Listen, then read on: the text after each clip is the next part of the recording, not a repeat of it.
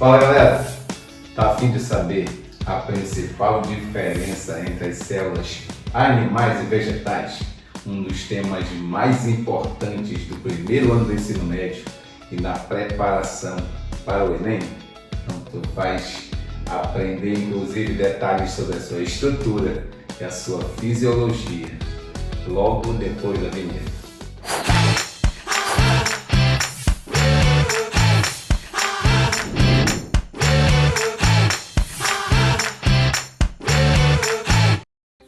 Então galera, vamos começar a falar sobre a célula animal. Lembrando que eu já expliquei todo o citoplasma da célula animal na aula de citoplasma. Se tiver alguma dúvida, volta lá esse vídeo. Aqui eu vou fazer uma pequena revisão só para a gente poder comparar com a célula vegetal. Essa sim é a novidade nesse vídeo. Olha só, na célula animal nós falamos sobre as organelas não membranosas, que são os ribossomos e os centríolos. Os ribossomos são aquelas organelas que participam da síntese proteica, enquanto que os centríolos formam o chamado centrosomo, uma região próxima do núcleo e que reúne fibras, microtúbulos que vão formar o chamado centrosomo. Nas células animais, então, os centríolos são responsáveis pela formação de cílios e flagelos celulares, utilizados em movimentos celulares e também locomoção. Veja bem, então você tem aqui os centríolos, né, que a gente viu na aula passada, e vou destacar outra coisa muito importante, a presença de organelas membranosas, como o retículo endoplasmático rugoso, que realiza a produção, transporte e armazenamento de proteínas. Nós falamos do retículo endoplasmático liso, responsável pela produção de lipídios. Nós falamos sobre o peroxissomo, não te esquece dessa organela, tão esquecida muitas vezes. O peroxissomo participa da desintoxicação, quase não sai, desintoxicação nas células do fígado. Mitocôndrias responsáveis pela respiração celular. Os microtúbulos e microfilamentos formam o citoesqueleto. Nós falamos sobre uma importante organela, o complexo de Golgi, responsável pelo armazenamento, pelo empacotamento, ou seja, a formação de vesículas membranosas e especialmente pela exportação de substâncias. Então nós temos aí mais ou menos um resumo, assim, nós falamos sobre a célula animal. E não esqueça, também nós temos os lisossomos, que são as organelas responsáveis pela digestão intracelular. Isso na célula animal. Também um detalhe importante, na célula animal, o limite da célula, a película que envolve todo o conteúdo celular interno é a membrana plasmática. Então aqui nós temos um resumo do que nós temos na célula animal. E também destacando que a célula animal é um tipo de célula eucarionte, significa eu, bom ou verdadeiro, quer dizer que ela possui um núcleo verdadeiro. Cário quer dizer núcleo. Então você tem eu, bom ou verdadeiro. Cário quer dizer núcleo. As células eucariontes são aquelas que apresentam um núcleo organizado, ou seja, que apresentam essa membrana aqui envolvendo todo o conteúdo do núcleo. Essa membrana chama carioteca ou envoltório nuclear. Então a célula animal é um tipo de célula eucarionte. Muito bem. A célula vegetal, vamos agora detalhar a célula vegetal encontrada em plantas e também o mesmo modelo encontrado nas algas. A célula vegetal apresenta de fora para dentro, vamos logo comparando as diferenças aí. A célula vegetal apresenta a parede celular, um componente rígido, estrutural rígido, que confere uma certa proteção mecânica para a célula.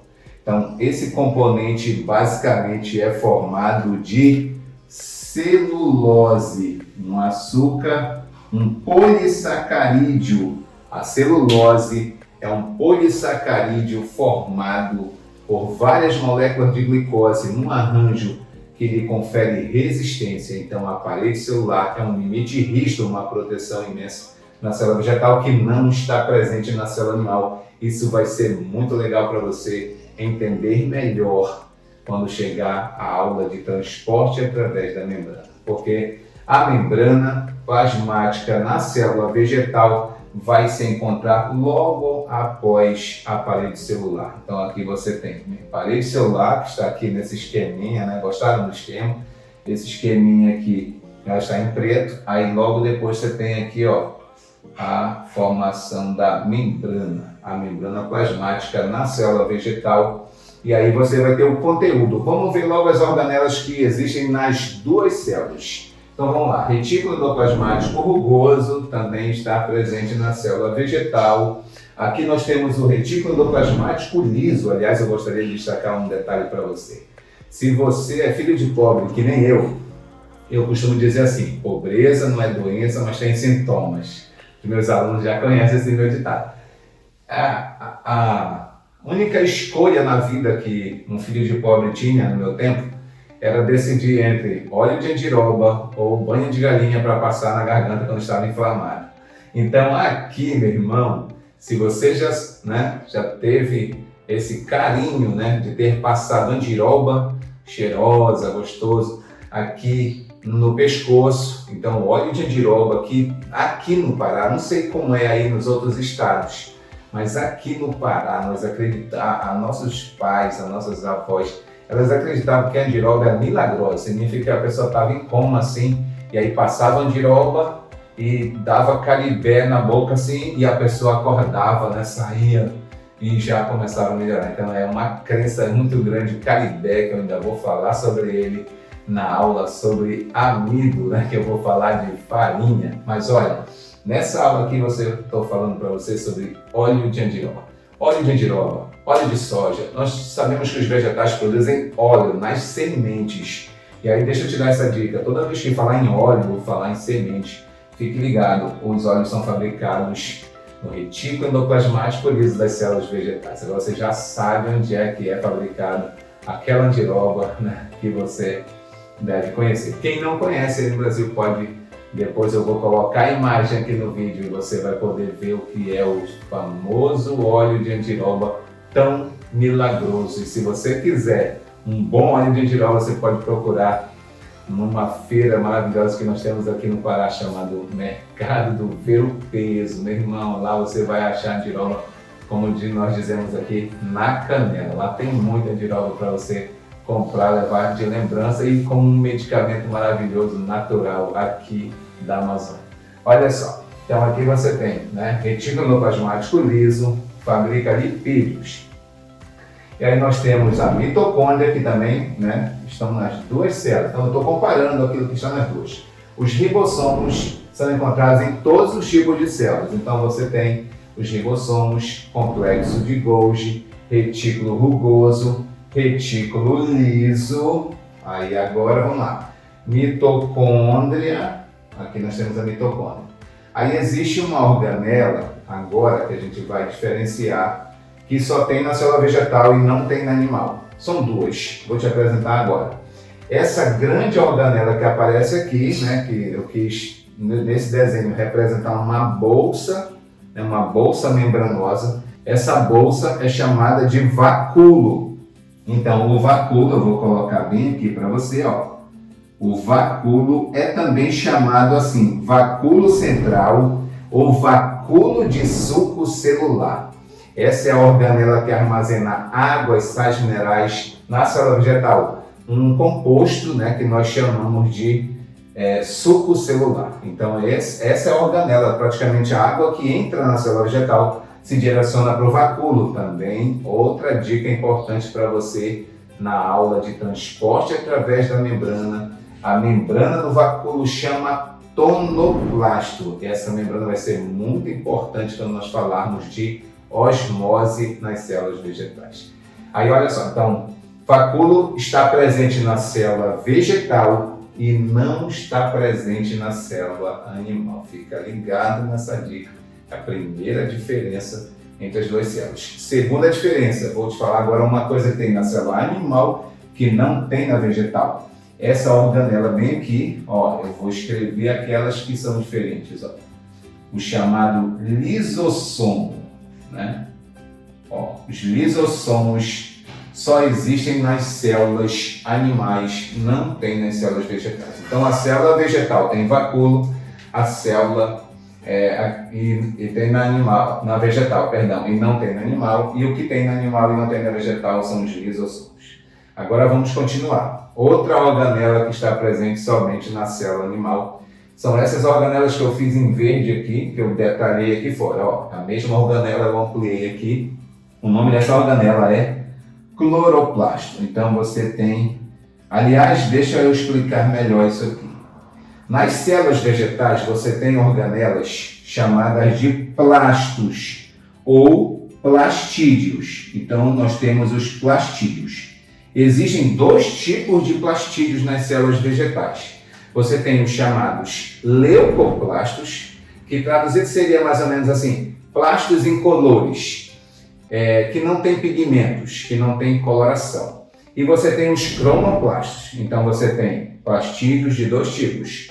Os leucoplastos, esses leucoplastos eles vão ser responsáveis por armazenar geralmente amido. Então nós vamos chamá-los geralmente de amiloplastos, que são bolsas que vão guardar amido nas células, por exemplo, da batata, né? Nas células de tubérculos em geral, de raízes tuberosas, plantas especializadas em armazenar amido. Um outro tipo de plastos ou plastídeos são os chamados cromoplastos. Então os cromoplastos, eu vou colocar aqui, ó, cromo de croma, cor, né? Então é cromoplastos. Esses cromoplastos, você vai ter eles de vários tipos. Eu vou te dizer os principais. Existem os cromoplastos laranja, amarelo, vermelho, que são encontrados. São bolsas que guardam pigmentos, substâncias que absorvem luz. Esses pigmentos, eles refletem raios de algumas cores em especial. Então, é por isso que eu falei laranja, amarelo, vermelho. Então, esses cromoplastos são encontrados em flores, né, e em frutos, dando certas tonalidades aí na sua coloração. Então, eles são importantes encontrados nesses dois órgãos vegetais que eu citei. E existe o chamado cloroplasto. Esse cloroplasto seria plastos verdes. É o mais importante desses plastídeos aí, pois o cloroplasto é o grande responsável pela fotossíntese, o fenômeno mais importante aqui na célula vegetal e da natureza como um todo. Nós temos aqui que esse cloroplasto apresenta uma estrutura membranosa na forma de disco chamado tilacoide. Então esse tilacoide apresenta em sua estrutura um pigmento, né, nas suas membranas, ele apresenta um pigmento chamado clorofila. É a substância que absorve luz. A clorofila absorve o vermelho, o azul, o violeta, mas ela não absorve o verde. Portanto, a clorofila reflete os raios de cor verde e é esse que nós percebemos. Então, a associação é mais ou menos essa. Aonde tem clorofila na planta, ou seja, onde estão os cloroplastos, nós vamos perceber a cor verde. Aí eu desenhei aqui uma folha, né, que é um dos principais órgãos verdes de uma planta.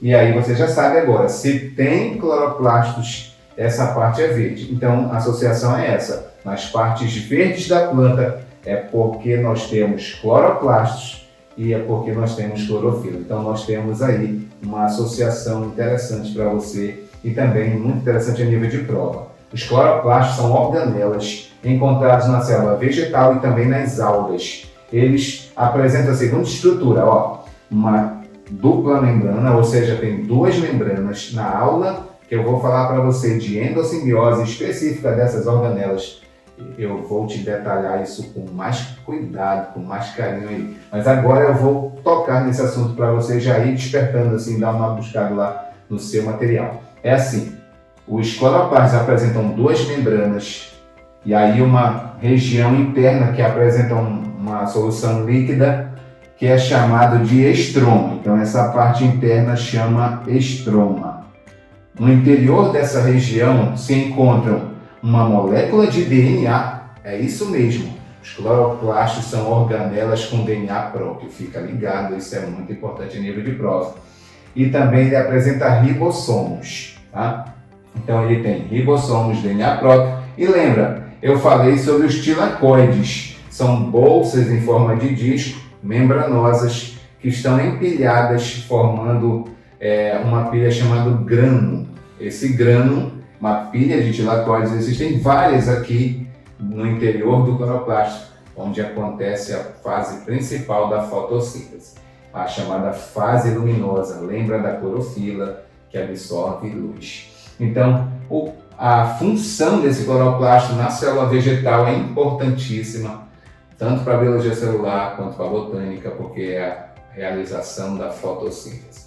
Já as mitocôndrias, né, você vai perceber que elas estão presentes nas duas células. Então, cloroplasto só na célula vegetal, né? Mitocôndria tem nas duas. Ou seja, as duas células são capazes de fazer respiração celular. A mitocôndria, por que eu vou tocar nesse assunto para ti? Porque a gente vai sempre associar esse tema mitocôndrias, cloroplasto, pelo fato das duas organelas apresentarem DNA próprio. No caso da mitocôndria, ela também tem duas membranas, então vou colocar aqui, né? Membrana interna, membrana externa, membrana interna. Na membrana interna você vai observar a presença de cristas, de dobras na membrana interna. Essa região aqui, região intermembrana, né? Também ocorre processos importantes aí, né? Intermembrana.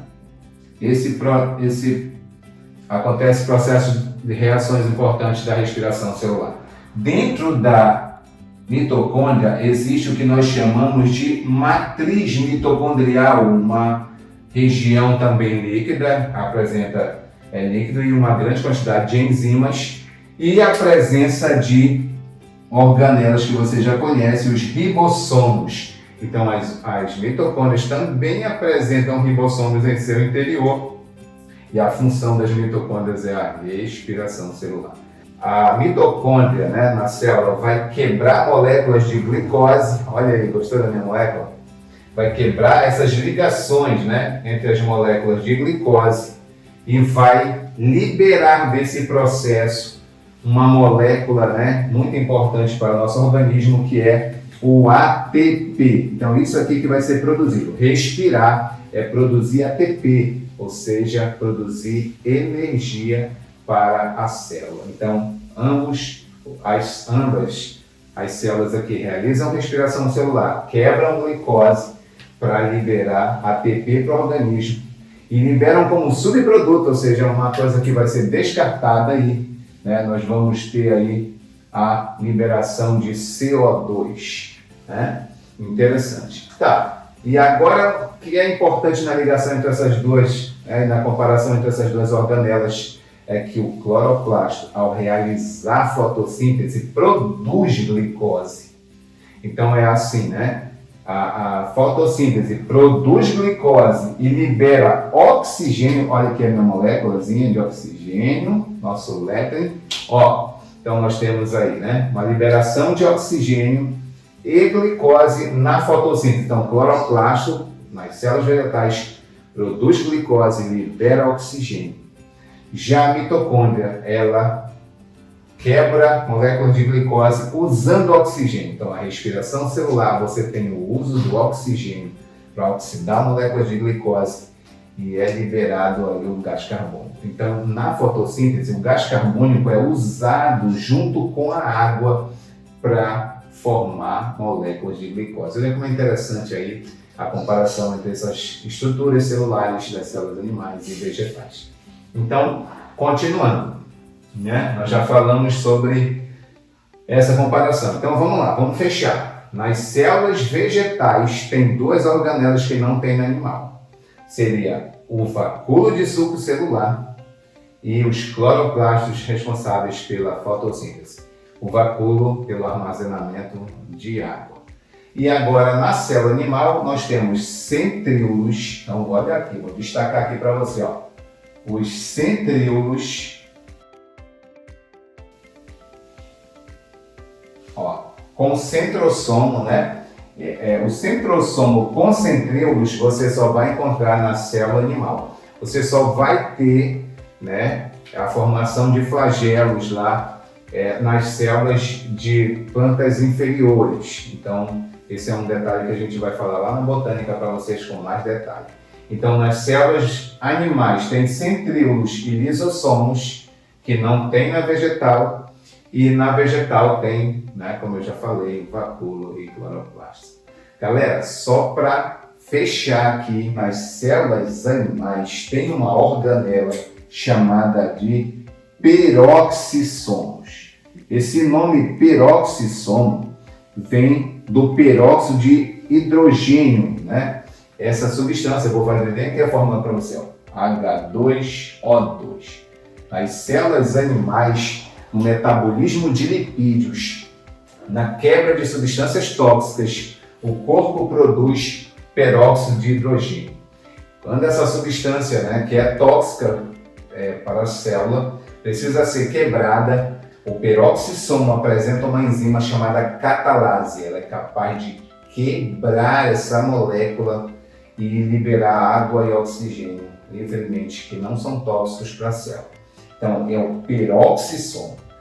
Daí, quando você for estudar, né, no material e falar sobre a célula vegetal, comparar essas duas células, você pode pensar que não tem peroxissomo na célula vegetal. Mas aí, olha só, deixa eu falar para você ficar bem atento. Na célula vegetal existe peroxissomo. Ele é um peroxissomo especializado, né? E ele é chamado de glioxissomo. Então fica ligado, o nome é diferente, mas nós entendemos que seja a mesma organela, ó, glioxissomos, tá? Os glioxissomos são peroxissomos especializados, é assim que falam os livros desse assunto. Então fica ligado lá, ó. O que faz na célula vegetal esse glioxissomo? Ele é responsável pelo metabolismo de lipídios, especialmente nas sementes. Lembra que eu falei? Óleo, semente. Como é que funciona isso?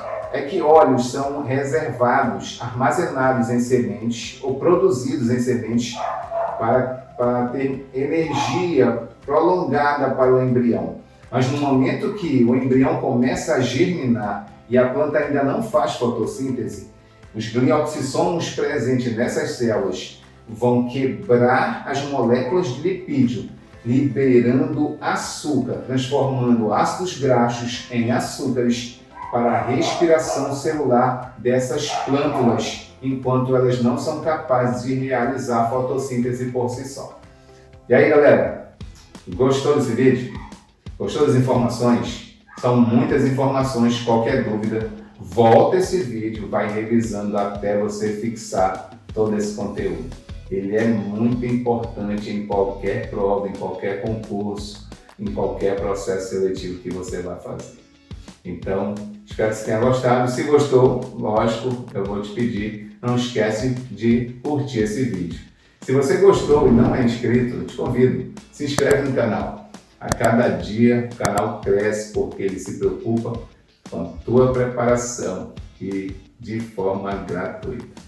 Então te inscreve no canal, não esquece de marcar o sininho para que você receba todas as notificações a cada vídeo novo postado aqui. Galera, fiquem com Deus e até a próxima.